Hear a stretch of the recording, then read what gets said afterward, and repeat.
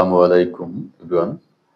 আজকে আমরা দিনাজপুর বোর্ডে আসা 2024 একটি প্রিপজিশন নিয়ে ডিসকাস করব।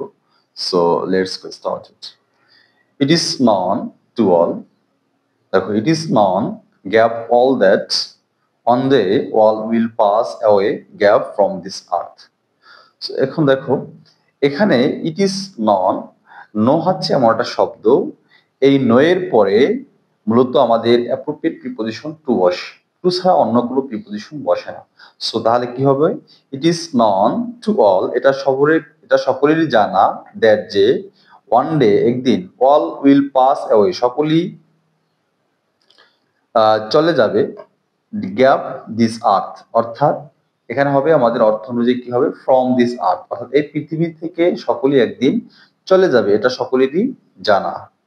So we have no escape, আমাদের পালানোর সুযোগ নেই, গ্যাপ ডেথ এখানে হবে ফ্রম ডেথ, কারণ এসকেপ হচ্ছে আমার একটা শব্দ, এরপরে মূলত অ্যাপ্রোপ্রিয়েট প্রিপজিশন ফ্রম বসে। এসকেপ ফ্রম ডেথ, আমাদের কাউরি মৃত্যু থেকে পালানোর সুযোগ নেই। ওয়ান ডে একদিন, we all will roll down, আমরা একদিন সকলেই হেলে পড়ব, gap ice lap of death অর্থাৎ মৃত্যুর কোলে।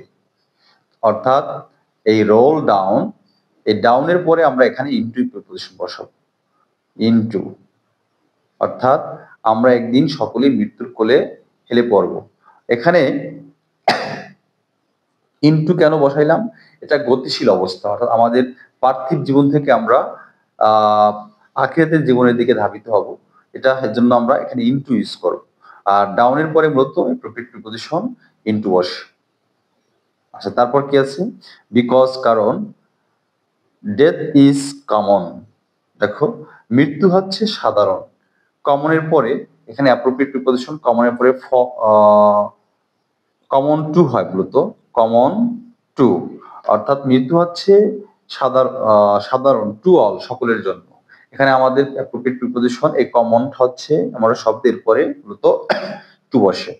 So we should not mourn, আমাদের উচিত নয় শোকাহত হওয়া, গ্যাপ ডেথ এখানে ফর ডেথ মৃত্যুর জন্য, এখানে মর্নের পরে মূলত ফর হয় প্রিপজিশন, মর্ন ফর অর্থাৎ আমাদের মৃত্যুর জন্য কি করা উচিত নয়, শোকাহত উচিত নয়, শোকাহত হওয়া।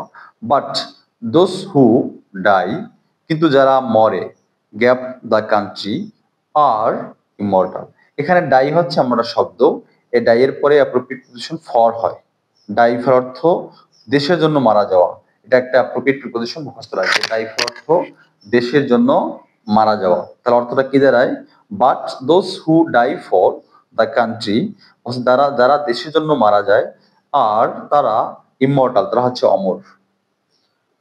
দেয়ার মেমোরিজ, তাদের স্মৃতি, ডোন্ট সিঙ্ক, এই সিঙ্ক হচ্ছে আমরা শব্দ, এরপরে মূলত অ্যাপ্রোপ্রিয়েট প্রিপজিশন ইনটু বসে, সিঙ্ক ইনটু, তাদের স্মৃতিটা ইনটু অবলিভিয়ন অর্থাৎ তাদের স্মৃতিটা তলিয়ে যায় না বা তাদের স্মৃতিটা মুছে যায় না। দেয়ার ইজ নো মেডিসিন, এমন কোনো ঔষধ নেই, দ্যাট যে ক্যান সেভ এ ম্যান, একটা মানুষকে রক্ষা করতে পারে, গ্যাপ ডেথ এখানে হবে ফ্রম ডেথ, যেহেতু এখানে আমাদের অর্থ অনুযায়ী হতে অর্থে এক্সপ্রেস করতে হবে, ফ্রম ডেথ বলছে দেয়ার ইজ নো মেডিসিন, এমন কোনো ওষুধ নেই, দ্যাট যেটা can save a man from death মৃত্যু থেকে। So we should always be ready, আমাদের সকলেরই প্রস্তুত থাকা উচিত, ড্যাশ ডেথ মৃত্যুর জন্য, এখানে হবে for death, F O R for death, মৃত্যুর জন্য আমাদের সকলেরই প্রস্তুত থাকা উচিত। তো এখানে কিছু কিছু তোমাদের অ্যাপ্রোপ্রিয়েট প্রিপজিশন আছে, সেটা আমি বলে দিয়েছি, যেমন নো এর পরে টু হয়, তারপর ডাউনের পরে ইনটু হয়, তারপর হচ্ছে কমনের পরে টু হয়, সিঙ্কের পরে ইনটু হয়, তারপর আর নেই, যেগুলো অ্যাপ্রোপ্রিয়েট প্রিপজিশন গুলোতে, এগুলো ইনশাআল্লাহ তোমরা মেমোরাইজ করে নেবে। আল্লাহ হাফেজ।